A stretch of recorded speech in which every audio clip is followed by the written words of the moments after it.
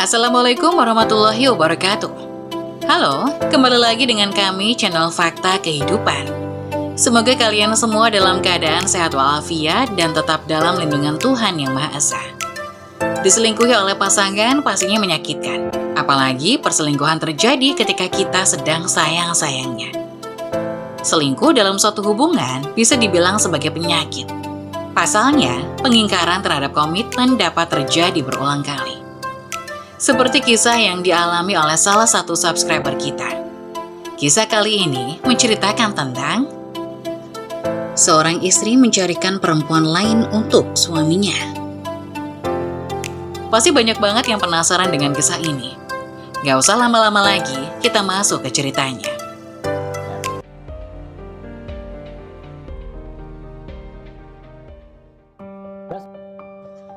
Seorang istri mencarikan perempuan lain untuk suaminya. Kisah ini diawali dengan seorang pria bernama Adam yang menghampiri Nia istrinya itu yang sedang melamun di balkon kamar mereka. Hatinya merasa beberapa hari ini sang istri kerap berlaku aneh. Sering didapati termenung dengan mata berkaca-kaca. Jika ditanya, Nia menjawab dengan seolah senyuman. "Sebenarnya ada apa, Bun?" tanya Adam memeluk istrinya dari belakang. Nia sedikit kaget namun berusaha untuk tetap tenang. Dagu Adam menempel pada pundaknya. "Bunda seperti bukan seseorang yang ayah kenal selama ini. Ada apa?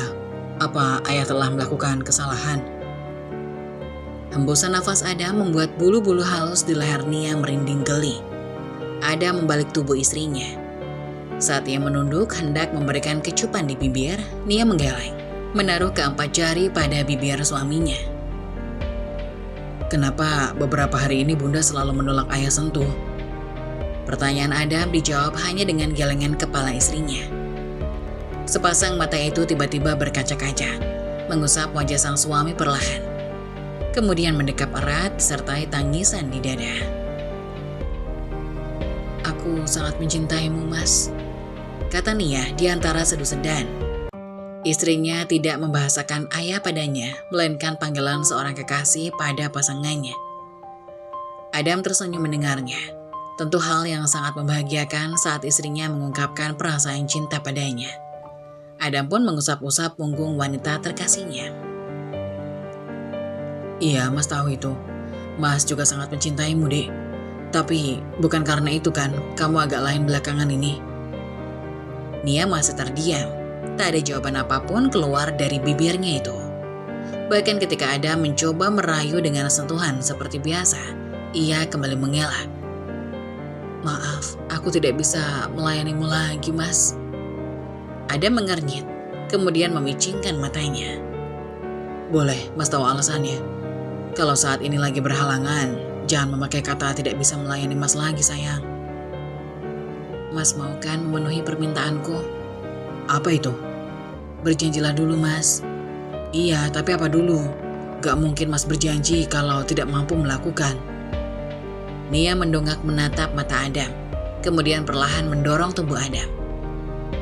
"Aku sudah memikirkannya dengan matang.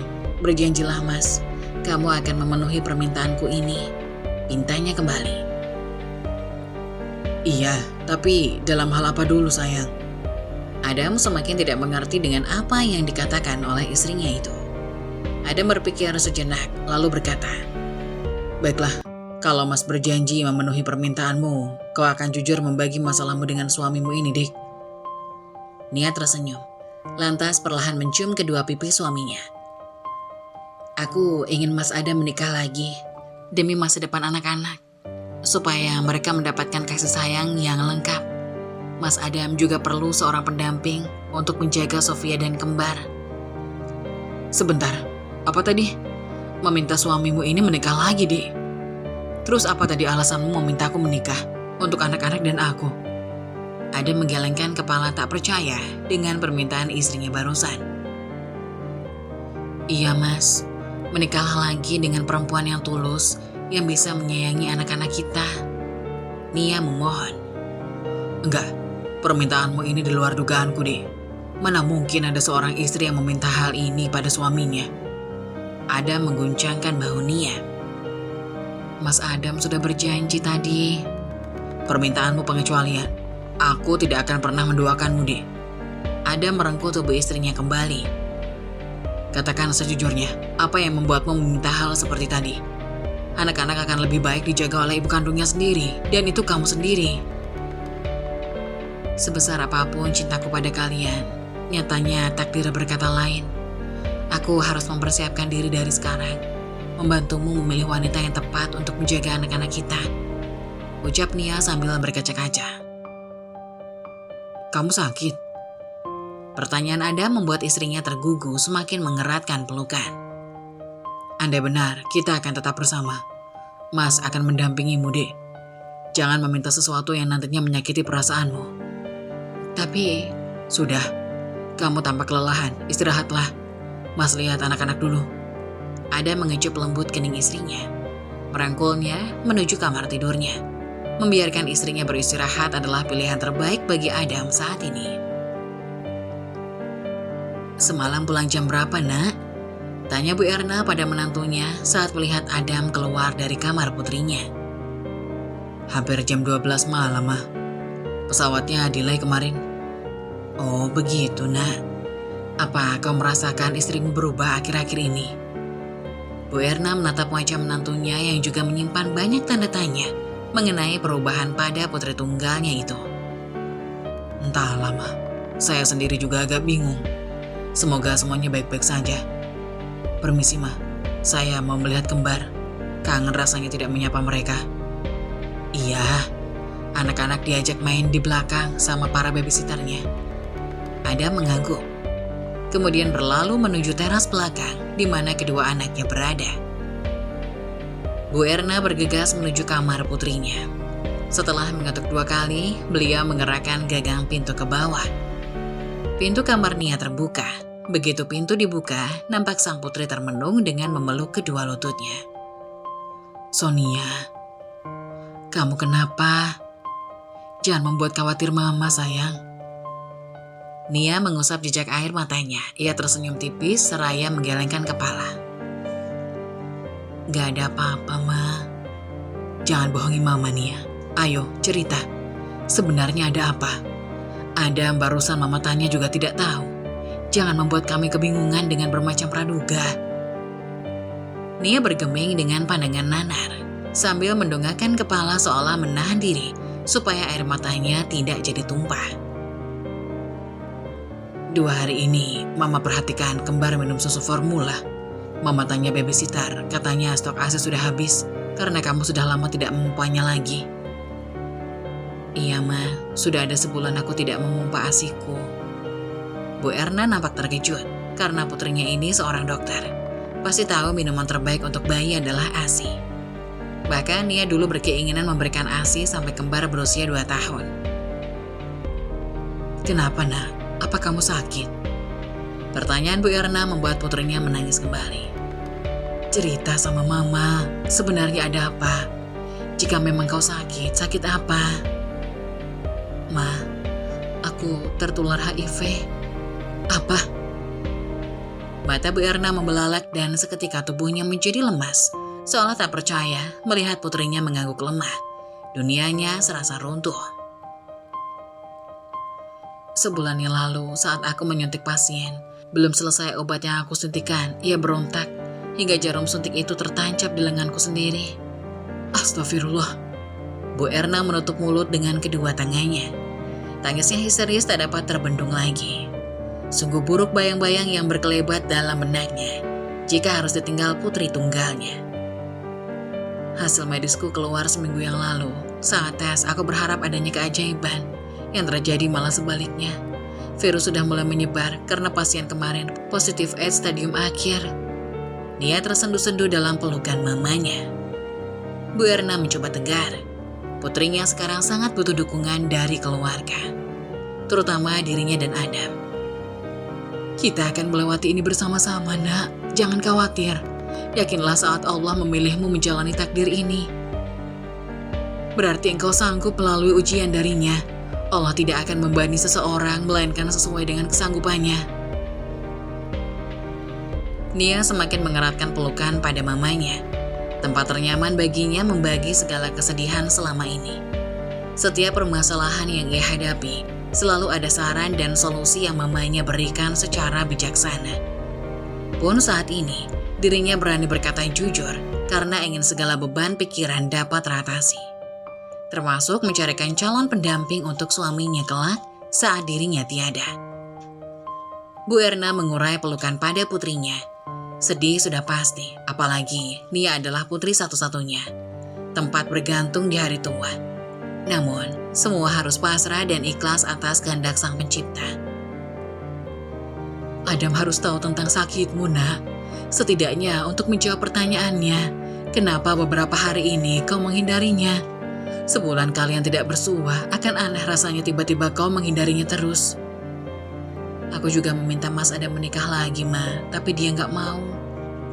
Bukannya kalau dia langsung setuju, malah akan membuatmu sakit hati. Jangan gegabah dalam bertindak, nak. Pikirkan anak-anakmu. Tidak sulit bagi Adam untuk menikah lagi, tapi bisa tidak istrinya nanti jadi ibu yang baik buat anak-anakmu. Mungkin aku yang akan mencari perempuan penggantiku, Ma. Jangan menambah bebanmu dengan memikirkan hal itu. Bicara dulu dengan suamimu mengenai sakitmu ini. Beristirahatlah, Mama akan melihat kembar. Setelah berkata demikian, Bu Erna mencium kening putrinya, memberikan waktu kepada Nia untuk beristirahat. Sebenarnya ada apa dengan Nia, Ma? Tanya Rian, begitu Bu Erna menghampiri dirinya di ruang belakang. Ruang yang difungsikan untuk area bermain anak-anak. Istrimu sedang sakit, jawab Bu Erna. Sakit? Dia sakit apa, Ma? Nanti juga akan diberitahukan oleh istrimu. Bagaimana pekerjaanmu, nak? Apakah lancar? Alhamdulillah, proyek sedang berjalan, tinggal diawasi. Sudah ada Tiara yang bertanggung jawab di sana. Baguslah kalau begitu, Mama turut senang mendengarnya. Rencananya minggu depan saya akan ajak Sonia berlibur ke sana. Dia pasti akan bahagia diajak pergi merayakan ulang tahunnya. Sekalian merayakan hari kasih sayang. Lakukanlah semua hal yang menyenangkan untuk Sonia, nak. Selagi kalian masih bersama. Gumam Bu Erna. Namun suaranya tenggelam oleh celotehan kedua cucu kembarnya. Malamnya, Adam berusaha mengambil hati Sonia. Mengajaknya dinner di tempat favorit mereka berdua. Nia mengenakan gaun terbaiknya malam itu. Dia ingin memberitahukan penyakitnya kepada Adam. Makanan baru saja dihidangkan. Masing-masing mendapatkan salmon stick dengan saus barbecue, salad sayuran, jus, dan air mineral. Mereka makan dengan serius. Hanya sesekali saling melirik, namun tidak dalam waktu yang bersamaan. Apakah ada sesuatu yang perlu kita bahas, Mas? Sonia buka suara sambil menyapu bibir dengan tisu yang dibentuk seperti segitiga. Stik dalam piringnya telah habis. Adam baru saja selesai dengan stik di piringnya. Sendoknya letakkan dalam posisi terbalik. Sementara istrinya telah meneguk habis air mineral dalam botol kecil yang terdapat di depannya. Tentu, sebentar lagi ulang tahunmu, sayang. Seperti tahun sebelumnya, aku akan mengajakmu pergi merayakannya. Aku masih ingat, karena hamil kembar tahun lalu, kita hanya merayakannya di Bali. Kali ini, aku ingin mengajakmu ke Kapadokia. Sekalian melihat proyek yang ditangani perusahaan kita di sana. Wah, kedengarannya sangat menarik. Apakah kau akan mengajak serta Zen untuk berbulan madu ke sana? Oh, tidak. Dia hanya kuizinkan cuti seminggu. Lusa hari Senin ini, dia sudah masuk kerja. Banyak presentasi yang harus dia siapkan. Kau tega sekali dengannya, sayang. Masa orang kepercayaan menikah hanya diberi cuti seminggu? Ya, bagaimana lagi? Untuk sementara, hanya dia yang bisa Mas percaya menangani semua proyek di sini. Sudahlah, akan tiba waktunya kok. Giliran dia bisa berlibur mengajak istrinya ke luar negeri juga. Sonia menatap kedua mata suaminya, lelaki yang dipilihkan sang mama untuk menjadi pendampingnya dan ayah sambung untuk putrinya. 4 tahun setelah keduanya telah mengarungi bahtera rumah tangga yang harmonis, pria di depannya menjadi sosok begitu manis. Setelah usaha keras memberikan cinta dan perhatian selama setahun lebih usia pernikahan mereka kala itu. Sayang, aku tidak pernah menyangka mendapatkan cinta begitu besar darimu. Mengingat pernikahan kita terjadi bukan dasar dari keinginanmu waktu itu. Aku seorang janda anak satu berusia 35 tahun. Datang melamar pemuda lajang berusia 25 tahun. Kenapa dibahas hal yang telah berlalu? Andai bisa kembali di masa itu, aku akan langsung mencintaimu sayang. Kau begitu sabar menghadapi pria labil sepertiku. Bagaimana kau yang semanis ini mengetahui diri sebagai pria labil? Kehadiran kembar dalam rumah tangga kita merupakan anugerah terindah dalam hidupku. Aku juga merasakan hal yang sama sayang. Ada meraih tangan Sofia. Diciumnya dengan penuh cinta punggung tangan kanan istrinya itu. Mas, ada hal penting yang ingin aku sampaikan padamu. Sonia bicara sambil menengguk jus mangga yang sejak tadi belum ia sentuh. Apa? Adam tampak penasaran. Ini mengenai penyakitku, Mas. Mas pasti bertanya-tanya kenapa aku selalu menolak dirimu. Sakitku ini menular, Mas. Kedua mata Adam membulat. Ia mulai berspekulasi mengenai penyakit istrinya. Hingga tebakannya mengarah pada, benar dugaanmu, Mas Adam, istrimu ini positif menderita HIV. Sonia? Adam menyentuh kedua tangan istrinya. Sebulan yang lalu, saat aku menyuntik obat pada pasien, belum selesai obat yang kusuntikan, ia berontak hingga jarum suntik itu tertancap di lenganku sendiri. Dia pasien AIDS stadium akhir. Hasil lab seminggu lalu menyatakan aku positif tertular HIV. Astagfirullah sayang.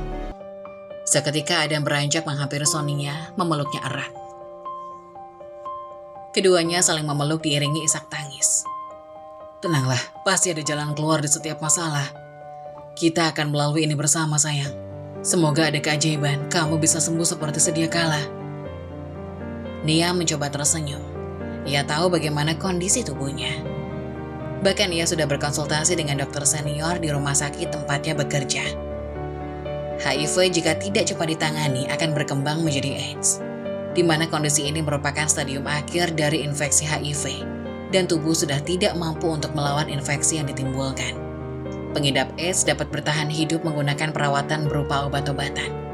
Kisaran waktunya bisa berbeda-beda, umumnya hanya berkisar 3 tahun saja, karena tubuh sudah tidak mampu melindungi sel dan jaringan yang sehat. Bukan hendak mendahului takdir, tapi dengan vonis yang dijelaskan, Nia mulai menghitung mundur waktunya. Banyak rencana dan keinginan yang ingin dia wujudkan sebelum ajal menjemput. Salah satunya, mencarikan ibu untuk ketiga anaknya, terutama kembar yang baru berusia 7 bulan, yang masih sangat membutuhkan kasih sayang seorang ibu. Mas, berjanjilah padaku, suatu saat kau akan memenuhi keinginanku. Keinginanmu untuk melihatku menikah lagi, Dik. Maaf, Mas tidak akan pernah melakukannya. Selagi kau masih ada di sisi Mas, hal itu tidak akan pernah terjadi. Adam tegas memberikan keputusan. Anak kita butuh seorang ibu, Mas. Mereka tidak butuh ibu lagi selama kamu masih hidup, Dek. Tapi umurku tidak akan lama lagi, Mas. Vonis dari dokter bukan suatu ketetapan. Takdir bisa diubah dengan doa, sayang. Selagi napas masih dikandung badan, kita wajib berikhtiar untuk kesembuhanmu. Adam penuh harap meyakinkan istrinya. Tidak ada yang tidak mungkin jika Allah berkehendak. Jangan bersedih, apalagi berputus asa. Aku akan selalu ada untukmu, sayang. Adam kembali memeluk istrinya. Sonia menarik nafas panjangnya, lalu mengembuskan perlahan-lahan. Beban yang terpendam dalam dada seolah luruh bersama udara yang ia lepaskan. Ada ketenangan dalam batinnya. Kekhawatirannya tidak terjadi.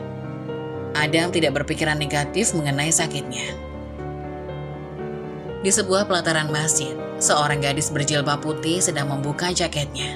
Kemudian jaketnya ditaruh di kepala motor metiknya. Tampaklah setelan atas bawah celana berwarna putih, ciri khas dari pakaian tenaga medis. Iya, gadis itu bernama Ica Saraswati, seorang perawat yang sudah bekerja selama 2 tahun di Rumah Sakit Islam. Rumah sakit yang terletak di belakang Masjid Agung Kota Depok. Tolong, copet! Tiba-tiba terdengar teriakan seorang wanita dari dalam masjid. Seorang lelaki gondrong berlari keluar dengan tas di tangannya. Ica berlari menghadang laju lelaki gondrong itu, lalu berhenti! Tendangan kaki Ica menghentikan lari lelaki gondrong itu. Bruk! Lelaki gondrong itu roboh. Dengan cepat Ica merebut tas yang dirampas, sembari memberikan 4 buah pukulan ke perutnya, hingga membuat lawan tak berkutik lagi. "Siapa kamu, Kupret?" Maki lelaki gondrong marah tak terima atas perlakuan Ica padanya. Ica menyeringai sambil tersenyum sinis. "Kamu bisa baca ini?" Tunjuk Ica pada name tag yang terpasang di bajunya. "Cepat pergi sebelum kesabaranku habis. Anda nggak ingat dosa, ingin kupuntir lehermu tadi. Nyopet kok di masjid, dasar manusia kurang adab." Lelaki gondrong mundur perlahan, lalu secepat kilat berdiri. Bisa habis dia dihakimi massa saat dilihatnya beberapa orang mulai mendekat ke arah dirinya. Ica menimang-nimang tas itu, lalu berbalik, tersenyum kepada 2 wanita berjilbab yang menatapnya. "Ini tas ibu?" tanya Ica, seraya mengelurkan tas kepada wanita yang lebih tua. "Alhamdulillah," si ibu menerimanya dengan paras sumringah. "Terima kasih ya, dan ini," sambung si ibu sembari membuka tas, mengeluarkan dompet, mengambil 3 lembar uang 100 ribuan. "Sebagai rasa syukur kami, terimalah." Ica menggeleng. "Nggak perlu, Bu." "Loh?" tanya si ibu bingung, karena Ica hanya mengangguk tersenyum kemudian berbalik, pergi menuju motornya. Kak, tunggu!" teriak perempuan muda di samping ibu tadi. Ica berhenti membalikkan badannya. "Maaf, apa kurang banyak, Kak? Mama saya sangat berutang budi pada kakak. Ayolah, mohon diterima. Maaf, sebelumnya hanya segini uang cash dalam dompet kami." Ica mengelum senyum, melihat beberapa lembar uang merah di telapak tangan perempuan muda itu. "Gak usah, Dik. Beneran saya ikhlas nolong tadi. Kebetulan saja premannya tadi larinya ke arah saya." "Baiklah, boleh aku minta nomor telepon kakak? Kenalkan, namaku Arum. Wanita yang bersamaku tadi mamaku." Arum mengeluarkan ponselnya, menunggu Ica menyebutkan sederet angka nomor teleponnya. "Untuk apa? Belum tentu juga kita akan berjumpa lagi, Dik. Sudah ya, saya permisi dulu. Maaf, mau menunaikan sholat zuhur dulu." Ica kemudian berlalu, diikuti tatapan tak rela dari Arum. "Sayang ya, padahal aku hanya ingin berteman. Syukur-syukur bisa minta diajari bela diri," gumam Arum, sebelum berbalik ke arah Ibu Sulastri, mamanya. "Bagaimana? Mau dia nerima uangnya, Rum?" tanya Bu Sulastri kepada putrinya. Arum menggelengkan kepalanya seraya memberikan uang yang digenggamnya kepada mamanya. "Tetap gak mau dianya mah. Bahkan aku minta nomor teleponnya pun gak dikasih." "Sudahlah, kalau gak mau mana boleh kita memaksa. Ayo cepetan, neneknya sudah menunggu, barusan telepon." Arum mengangguk. Hari ini mereka berdua berencana mengunjungi nenek Arum yang tinggalnya di Bogor. Nenek dari papanya. Arum adalah adik bungsu Rama. Gadis cantik berusia 20 tahun ini adalah mahasiswi Fakultas Kedokteran. Jadi, Arum juga sepupu dari Adam. Ica mengendarai motor dengan kecepatan sedang karena ia melalui jalan pintas menuju rumah sakit Islam. Sayangnya, saat laju motor melambat, sekitar 300 meter lagi ia sampai di area parkir belakang rumah sakit. Tanpa sengaja dirinya menoleh ke gang yang berada di kiri jalan yang dilewatinya. Di tengah lorong gang itu, nampak olehnya seorang remaja berseragam SMA mencoba mempertahankan sebuah tas yang direbut oleh 2 preman berjalan. "Hei!" teriak Ica, melajukan motor ke arah mereka bertiga. Sontak kedua preman menoleh, dan kesempatan itu dimanfaatkan oleh anak SMA untuk menendangkan kaki ke selangkangan salah satu preman di depannya. Melihat tawanannya kabur, 2 pemuda itu menatap marah pada perempuan di depannya. Salah satu preman meraih pisau yang terselip di sakunya, bersiap menyerang Ica, sedangkan preman satunya mengikutinya di belakang sambil sesekali tertunduk meringis kesakitan sambil memegangi area vitalnya. Ica selalu teringat kata-kata bapaknya, Pak Irwan. "Meskipun perempuan, kau harus tangguh dan berani, Ica. Bagi bapak, kaulah anak sulung di keluarga ini. Tolonglah orang lain yang memerlukan bantuan, semampu kamu. Meskipun kita kurang beruntung mengenai harta, jangan miskin empati. Jadilah kamu wanita berbudi pekerti yang memiliki harga diri." Sejak menjadi piatu di usia 9 tahun, Pak Bagas mendidik Ica menjadi sosok mandiri. Dia harus membantu bapaknya merawat adiknya Reza, sekaligus kakaknya yang bernama Tio. Sang bapak adalah pelatih di sanggar bela diri. Ica sendiri dari SMP ikut ekskul karate. Jadi kemampuan bela dirinya bisa membuat lawan kewalahan saat menghadapi serangannya. Ica menarik gas dengan cepat, hampir saja menabrak dua preman yang mencoba menghalangi. Terasa perih di bahu kanannya, rupanya saat preman terjatuh ke samping, pisau lipat yang digenggam tadi dilemparkannya dan mengenai bahu kanan Ica. "Put, tolong periksa dulu lukaku," pinta Ica pada Putri temannya yang piket hari ini.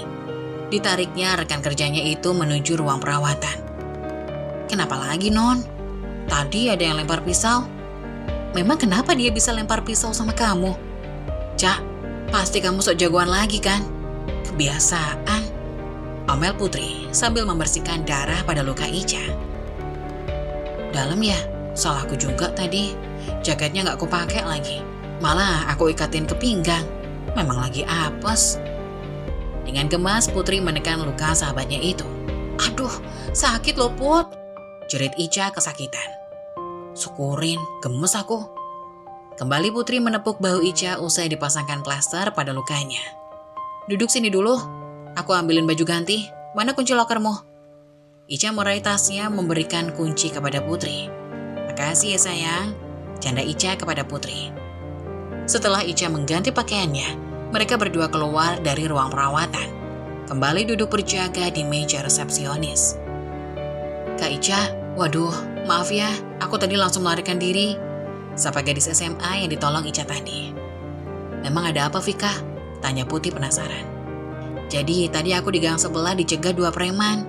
Kayaknya tuh preman suruhan Okta. Biasalah anak orang seon. Gebetannya kasih aku coklat, dia nggak terima." "Ada ya cerita kayak gitu?" Ketus Ica mengangkat sebelah alisnya, seolah tak percaya. "Kak, coba lihat. Aku ini cantik loh. Udah gitu otakku encer. Sayang aja, gebetanku nggak lihat kelebihanku." Cika mengibaskan ujung rambut dengan telapak tangannya. Spontan Putri dan Ica tertawa mendengar pujian Cika pada dirinya.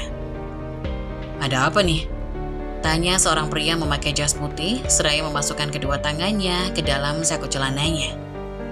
"Siang Dokter Dika," sapa Putri diikuti Ica yang mengangguk padanya juga. "Kalian piket sore?" tanya Dika pada mereka. Namun pandangan mereka tidak bisa lepas dari Ica. "Iya dokter." "Nah kan, baru ingat. Syukur ketemu Dokter Dika di sini. Tadi ibu pesan makan siang dokter mau dibawain kemari. Apa gimana enaknya? Dokter kemarin kan pesan dibuatin cah brokoli udang sama ibu." Cika menyampaikan amanat dari ibunya sembari memainkan kedua alisnya. "Oh iya, minta tolong bawa ke ruangan saya saja ya. Maaf tadi nggak sempat ke kantin. Barusan bantuin dokter Emil operasi." "Oh siap." Cika mengangkat tangan kanannya ke pelipisnya, kemudian berlari menuju ke arah kantin rumah sakit. Dasar bocah, masih sering titip salam buat Reza rupanya. Ucap Putri menyenggol bahu kanan Ica. Ica mengadu seraya meringis. Putri seolah lupa bahwa bahu sahabatnya itu barusan terluka. Dika memandang bahu yang diusap Ica. "Kenapa lagi dia?" tanya Dika melirik Putri. Dagunya digerakkan mengarah ke Ica. "Ya salah dok, ada pisau nyasar bilangnya," jawab Putri. "Udah diobatin?" "Sudah, langsung diobatin tadi." "Serius?" "Iya dok." Ica mengangguk meyakinkan. "Oke, lain kali hati-hati. Niatmu memang menolong, tapi bisa membahayakan nyawamu juga. Ingat itu, Cak." Ica mengangguk. Dika meninggalkan mereka menuju ruangannya saat dilihatnya dari arah berlawanan. Cika membawa nampan berisi makan siangnya. Malam itu, Ica dengan badan yang terasa pegal, terutama luka di bahunya, masih terasa ngilu. Segera ia pakai helm, menstarter motor, memutar gas motor, dan melaju pulang. Sesampainya di rumah, ada sebuah mobil putih terparkir di depan rumahnya. Ica sangat hafal plat nomor mobil tersebut. Ica menghela napas panjang. Setahun lebih ia tidak berjumpa dengan wanita yang berjasa dalam pendidikan dirinya, juga Reza adiknya itu. "Assalamualaikum, Mah," sapa Ica, seraya mencium dengan taksim tangan wanita yang berkacamata sambil menatapnya malam itu. "Waalaikumsalam. Gimana kabarmu, Nak? Baik-baik saja kan? Nomormu sudah nggak bisa Mama hubungi. Terakhir komunikasi kita saat kau kirimkan foto wisudamu tahun lalu," ujar wanita anggun itu. "Alhamdulillah, kabar kami baik, Ma," jawab Ica, seraya mengeluarkan kunci untuk membuka pintu rumah. Mari, silakan masuk, Mah. Mas. Ica mempersilahkan Bu Erna masuk ke dalam rumah. Begitu pintu ia buka dengan sempurna. Bu Erna mengajak keponakannya masuk ke rumah Ica. Ica pun memasuki rumah, bergegas ke dapur menghidupkan kompor, membuatkan minuman untuk kedua tamunya. Silakan diminum, Mas. Mah, maaf, kalau tidak salah Mas ini pamannya Sonia bukan? Tebak Ica sedikit mengingat. Iya, dia Umar, adiknya Aziz, pamannya Sonia. Bu Erna meraih tangan Ica, memintanya untuk duduk di sampingnya. Mama kangen sekali denganmu, Ca. Padahal jarak Bogor Depok tidaklah berhari-hari ditempuh. Apa memang harus Mama yang menjengukmu kemari? Sindir Bu Erna tersenyum simpul. Maaf, Ma, Ica nggak pernah berkirim kabar selama ini. Nomor kemarin nggak bisa dipakai lagi karena kartunya terblokir, kata Ica. Bu Erna membahasakan dirinya Mama, karena Ica lah yang merawat dirinya saat sakit stroke hingga sehat kembali. Selama 2 tahun, Ica bekerja di rumah Bu Erna untuk merawatnya. Ketika itu dirinya baru lulus dari SMK. Setelah sembuh, Bu Erna menganggap Ica dan Reza bagian dari keluarganya sendiri. Ica diminta melanjutkan sekolah lagi. Demikian juga adiknya Ica, yaitu Reza. Beliau yang mengkuliahkan kakak beradik itu hingga kini. Sekarang kamu kerja di mana? Di rumah sakit Islam, Ma. Andai Mama memintamu ikut ke rumah Mama, apakah kamu bersedia, Ca? Ica terhenyak dengan permintaan Bu Erna. Salah satu alasan dia mengganti nomornya adalah tidak ingin terhubung atau berjumpa lagi dengan bagian dari masa lalunya. Maaf, Ma, kenapa saya harus ikut ke rumah Mama? Ica memberanikan diri untuk bertanya. Kakakmu, Sonia, saat ini sedang sakit. Mama ingin memintamu untuk merawat ketiga anaknya yang masih kecil, Ca. Ica mengernyitkan alisnya, berusaha memahami permintaan Ibu Erna. Menurutnya aneh, Bu Erna meminta dirinya merawat cucu-cucunya. Sementara keluarga mereka pasti gampang saja membayar babysitter untuk merawat anak dari dokter Sonia tersebut. Maaf, Ma, Ica tidak bisa menjawab sekarang. Ica perlu bicara dengan Reza. Selain itu, Ica juga kan terikat kontrak di rumah sakit Islam. Iyalah. Besar harapan Mama kalau kamu bisa menolong kami kali ini. Ica tersenyum seraya menganggukkan kepalanya. Insya Allah ya, Ma. Selagi bisa akan Ica usahakan. Mengingat Mama orang yang berjasa buat hidup kita berdua sepeninggal Bapak. Bu Erna tersenyum menanggapi ucapan Ica. Bukan maksud hatinya meminta balas jasa atas kebaikannya pada Ica dan adiknya. Namun, saat mengetahui sakit putrinya, bayangan Ica lah yang terlintas untuk merawat kedua cucunya. Ketulusan Ica dalam merawatnya selama sakit dulu yang membuat Bu Erna meminta Ica untuk merawat Sofia, untuk merawat Sonia, dan si kembar. 2 hari kemudian, saat adiknya Reza menghubungi dirinya, Ica bercerita mengenai kedatangan Bu Erna ke rumah mereka tempo hari. Bagaimana menurutmu, Zah? Apakah kakak harus ke Bogor memenuhi permintaan Mama Erna? Ica meminta pendapat pada adiknya melalui video call. Kalau aku senyamannya kakak aja sih. Pastiin kuat ketemu sama Mas Adam di sana. Syukur-syukur udah move on dari dia, ujar Reza menasehatinya. Apaan sih kamu, Zah? Pakai acara move on. Kakak sama Mas Adam gak pernah ada hubungan, ucap Ica agak sebal. Iya emang gak ada, tapi aslinya kalian saling suka kan?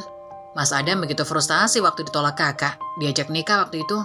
Padahal Mas Adam kan ingin menggantikan tanggung jawab Bapak. Kak Ica malah nolak mentah-mentah. Udah, jangan dibahas lagi tuh. Lagian Kak Sonia sama Mas Adam adalah pasangan yang serasi dan sepadan kok.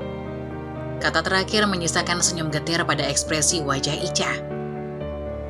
Reza memandang kakaknya yang mulai berkaca pada handphonenya itu. Sebenarnya, Reza sendiri juga belum paham alasan kakaknya menolak lamaran Adam pada waktu itu. Seperti ditanya alasannya, sang kakak hanya menggelengkan kepala. Menurutku, kakak pergi aja ke rumah Mama Erna, minta cuti seminggu dari rumah sakit, supaya bisa silaturahmi menengok Kak Sonia. Biar kakak juga tahu Kak Sonia itu sakit apa. Sampai Mama Erna datang ke rumah mencari kakak. Bisa aja kan, sebenarnya beliau kirim orang untuk datang ke rumah kita. Ica terdiam. Yang dikatakan adiknya semuanya tepat. Egois dan tidak tahu diri sekali kalau sampai ia tidak memenuhi permintaan Bu Erna untuk sekedar mengunjungi ibu angkatnya itu. Ya udah, besok kakak mau minta Dina gantiin piket dulu. Ya udah deh, bersiaplah pergi bimbingan terakhirmu dek, kakak doain lancar. Tahun ini bisa ikutan wisuda ya, kata Ica mendoakan adiknya itu. Pembicaraan keduanya berakhir setelah saling berbalas salam. Ica berguling ke kanan hingga berada di pinggir ranjang. Tangannya meraih laci meja belajarnya. Dia mengambil album foto kenangan bersama bapaknya saat masih mengejar bela diri di sanggar. Diambilnya salah satu foto, ia menatap salah satu foto favoritnya, di mana ia menjuarai turnamen bela diri. Dirinya berpose di tengah memamerkan medali dan piala. Di samping kiri kanannya ada Adam dan Dika, sedangkan bapaknya tepat berada di belakangnya. Kedua tangan Pak Bagas merangkul bahu Adam dan Dika. Seakrab itu mereka saat itu. Dirinya amat dijaga murid bapaknya yang belajar di sanggar, terutama Adam dan Dika. Selain keduanya sahabat sekolah dari SMA hingga kuliah, dan mungkin juga masih bersahabat hingga kini. Bagaimana caraku menghilangkan dirimu dari hatiku, Mas Adam? Sekian lama menjauh dan menghindar, kenapa takdir harus mempertemukan kita kembali? Ica memejamkan matanya, nampak bulir bening berjatuhan dari kedua matanya. Pada 5 tahun yang lalu, ternyata Ica pernah dicaci maki oleh adik dan ibu tirinya Adam. Jauhi Adam, kamu tidak pantas bersanding dengannya. Dasar gadis miskin tidak tahu diri, bentak Maya, adik tiri Adam. Lihat kakakmu itu. Kami tidak ingin ada keturunan kami bernasib seperti dia. Ibu Bosela, ibu tiri Adam. Ia memandang jijik ke arah Akbar, kakak sulung Ica. Ketika bayi, Akbar mengalami demam tinggi hingga kejang. Karena tidak ketahuan ibunya, ia diurutkan, hingga menyebabkan kelumpuhan pada kakinya. Keterbelakangan mental, mata kirinya juling, dan kedua tangannya selalu bergetar. Hinaan dari ibu tiri dan adik Adam membuat Ica menghela nafas beratnya. Mereka datang menghina dan memaki dirinya. Sehari setelah Adam datang melamarnya, tepat 40 hari setelah kepergian Pak Bagas. Kalian berdua segera enyah dari sini, sebelum habis kesabaran saya. Jangan khawatir, saya juga tidak sudi menjadi menantu Anda, camkan ini. Kakak saya yang kalian hina, tiada mendapat hisab dari Allah, karena dia tidak memiliki dosa seperti kalian. Pergi! Teriak Ica mengusir keduanya waktu itu. Dasar gadis kere, seenaknya mau numpang hidup pada Adam. Awas aja, sampai ku tahu kalian bertemu lagi, akan kusuruh orang membakar rumahmu, biar kalian jadi pengemis di jalanan. Sebuah notifikasi pesan WhatsApp masuk ke dalam ponsel Ica, memutuskan ingatan buruknya di masa lalu. Aku besok diminta Tante Erna menjemputmu, bersiaplah. Bye Umar. Ica baru selesai mandi pagi, bersiap membeli sarapan pagi nasi uduk di warung depan. Saat sebuah mobil berhenti tepat di depan rumahnya, nampak seorang berjaket hitam keluar dari pintu mobil bagian kemudi. Assalamualaikum. Umar mengucap salam. Begitu dilihatnya Ica termangu di samping motornya. Waalaikumsalam, sepagi ini udah sampai di sini Mas Umar.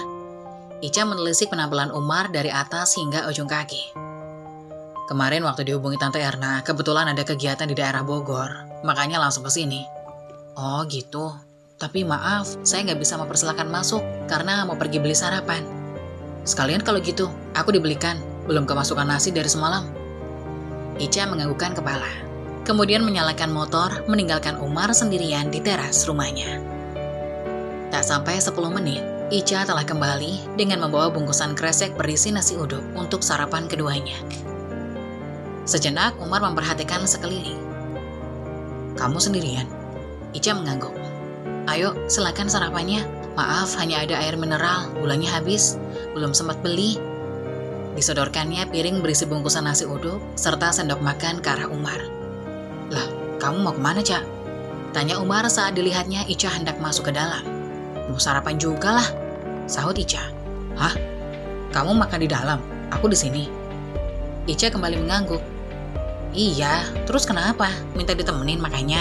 Serius, aku harus jawab pertanyaanmu. Umar menghembuskan nafas kasar seraya menyandarkan bahu pada kursi. Aku itu pengen makan cepat Mas Umar, karena sebentar lagi harus ke rumah sakit, kasih surat cuti. Nah, kalau kita makannya barengan, yakin aku bakalan lama karena diselingin ngobrol. Aku masih ingat kebiasaan Mas Umar kalau makan itu lama. Ya, karena sambil ngobrol. Padahal itu kan nggak baik. Oke, ngikut aja. Apa kata tuan rumah? 5 menit kamu udah siap ya? Siap, siapa takut? Ucap Ica sebelum masuk ke dalam rumahnya. Sebuah koper sudah dia siapkan di samping pintu masuk rumahnya. Dirinya tadi sebenarnya bersiap pergi ke rumah sakit dulu, karena perkiraan Umar akan menjemputnya setelah zuhur. Umar memasukkan koper Ica di bangku belakang mobilnya. Setelah itu, dia bukakan pintu depannya untuk perempuan di samping mobilnya itu. Aku duduk di depan, Mas. Oh iya, jelas. Memang aku sopirmu, Ica. Jawab Umar dengan nada ketus. Biasa aja kali jawabnya, Mas Umar bin Khattab. Jawab Ica cengengesan. Asli pria di sampingnya pengen banget menjitaknya. Kalau bukan demi tantenya. Sayang banget dia pergi tinggalkan hangout bersama teman-temannya. Setelah Ica masuk, Umar berlari kecil mengitari mobil untuk masuk di belakang kemudi. Hal yang mengagetkan Ica saat Umar tiba-tiba mendekatkan tubuhnya. Langsung saja ia dorong dada pria itu hingga tubuhnya terhanyak ke daun kursi. Tidak sampai di situ, refleks. Jemari tangannya mencengkram leher Umar. Jangan macam-macam, Ica memperingatkan sambil menatap wajah Umar dengan tajam.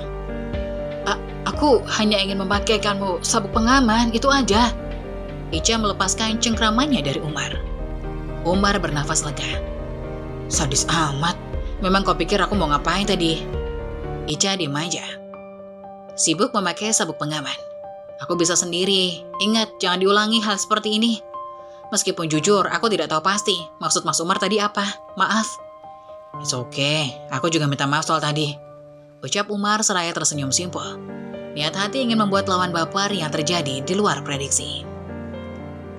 3 jam kemudian, mobil Umar sudah memasuki gerbang perumahan elit tempat tinggal Bu Erna sekeluarga.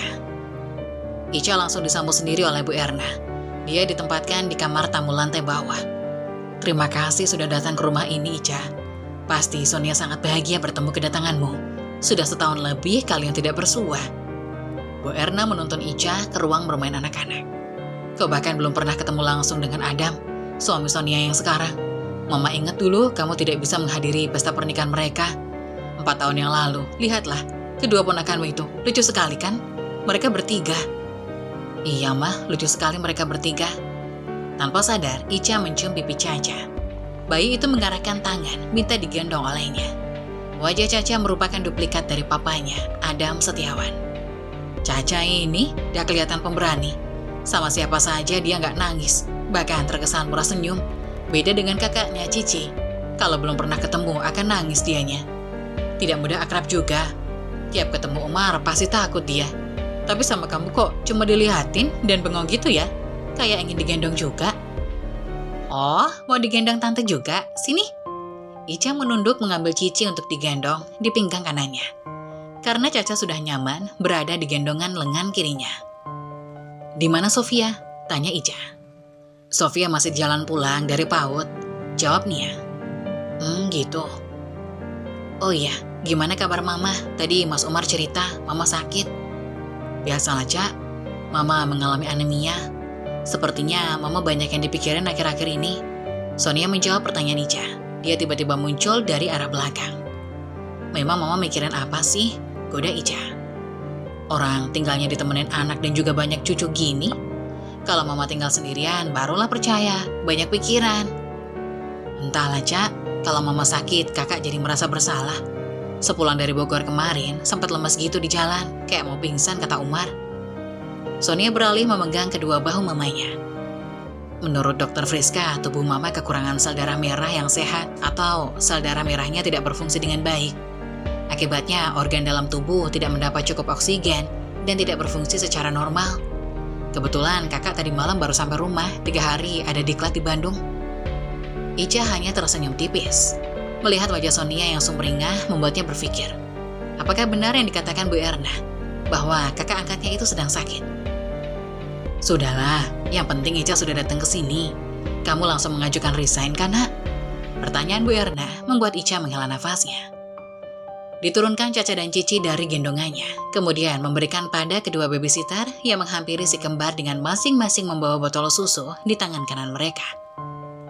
Ica hanya cuti seminggu, Tante, jawab Umar yang duduk di sofa belakang. Sedari tadi ia asik dengan handphonenya di tangan. Benar begitu, Cak? Mama kira kamu datang kemari sudah resign. Toh kampus Reza juga nggak seberapa jauh dari sini. Kalian bisa tinggal di sini. Ica mencoba tersenyum. Andai Bu Erna tahu kesulitan terbesar ia tinggal serumah dengannya adalah karena keberadaan menantunya. Assalamualaikum. Salam dari seseorang dari arah ruang tamu. Suara yang masih dihafal hingga saat ini.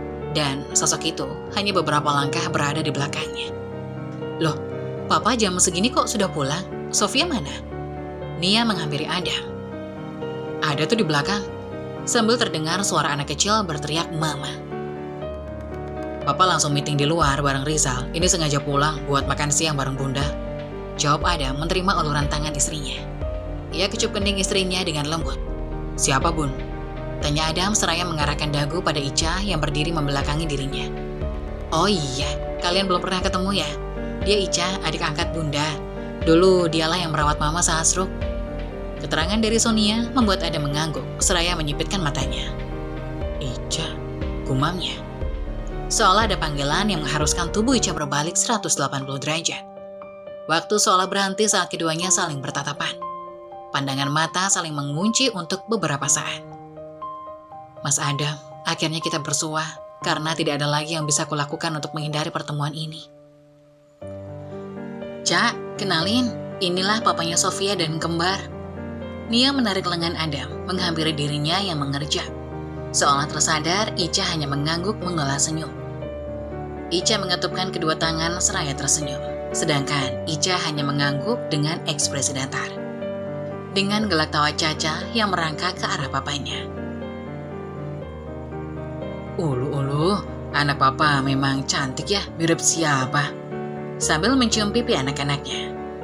Umar beranjak dari sofa mendekati mereka. Tante, hari ini masak apa? Kalau enak, aku maulah makan siang di sini. Kalau enggak, izin bawa Ica makan siang di luar ya. Melihat sekilas ekspresi Adam saat berjumpa Ica, takut menimbulkan canggung pada anak angkatnya. Bu Erna memperbolehkan Ica diajak makan siang di luar oleh keponakannya. Ya udah, bawa saja Ica makan di luar. Sekalian antar ke minimarket, beli keperluan selama tinggal di sini, kata Bu Erna.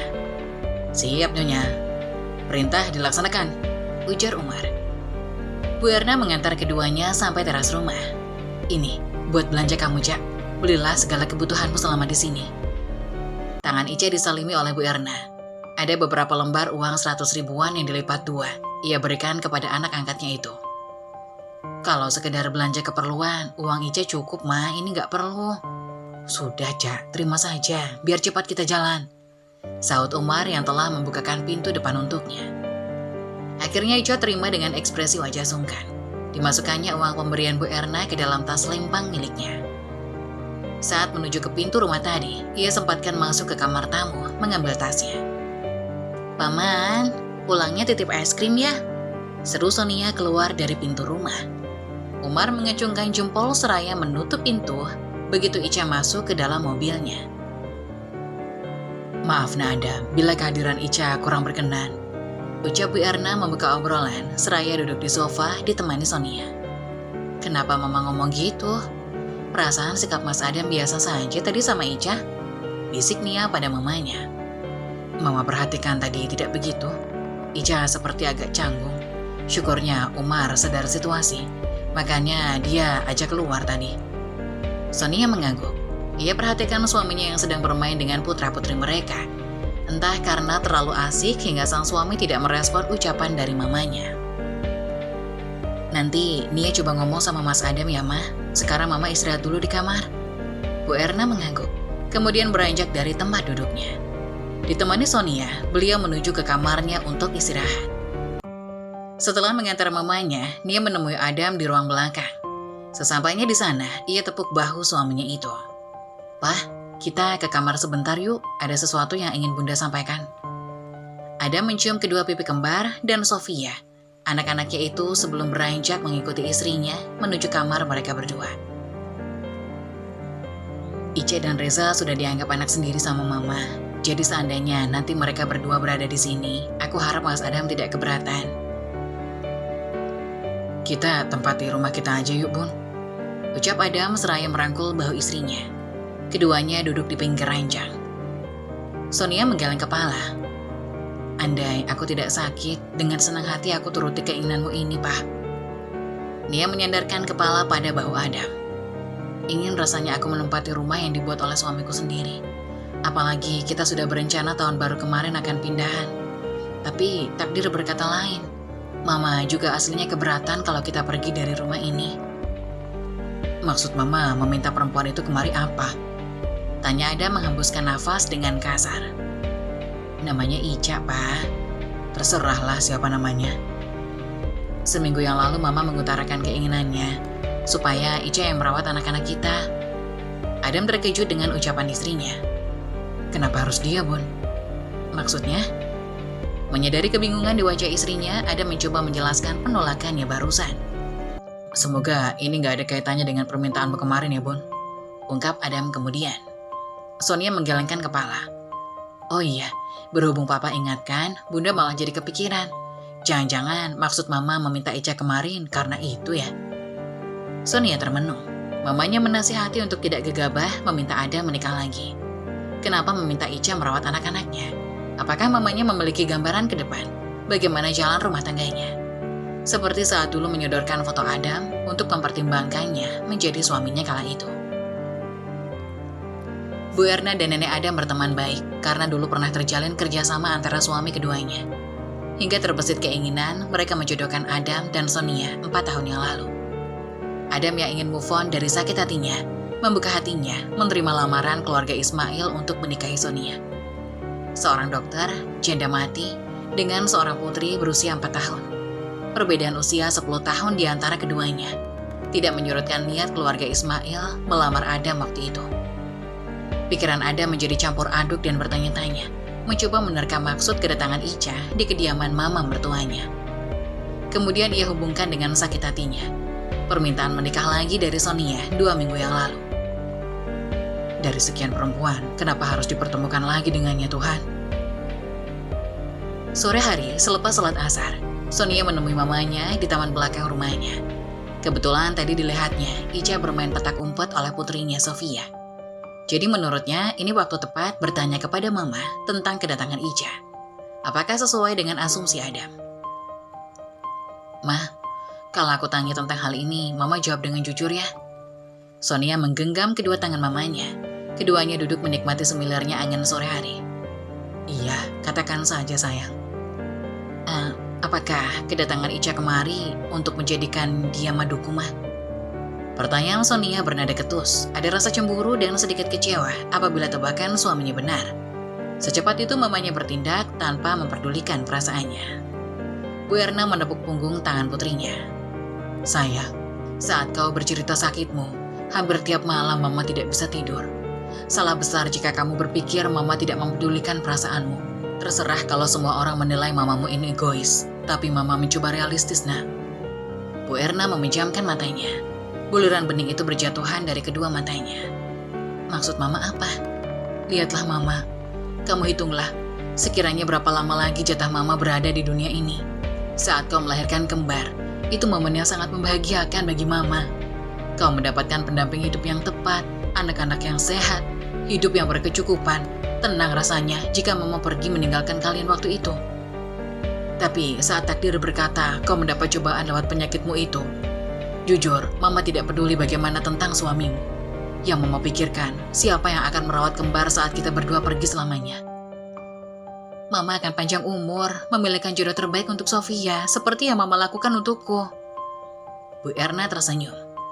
Umur Mama tahun ini, insya Allah 65 tahun sayang.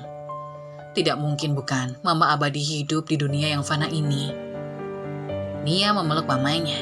Terkadang ia berpikir mamanya akan selalu ada di sisinya hingga nanti. Setiap mengambil keputusan penting dalam hidupnya, Bu Erna orang pertama yang akan dimintai pendapat. Kesehatan mamanya yang mulai menurun akhir-akhir ini membuatnya takut. melebihi saat ibunya mengalami stroke 7 tahun yang lalu. Kamu pasti tidak akan lupa bagaimana ketulusan Ica merawat mama.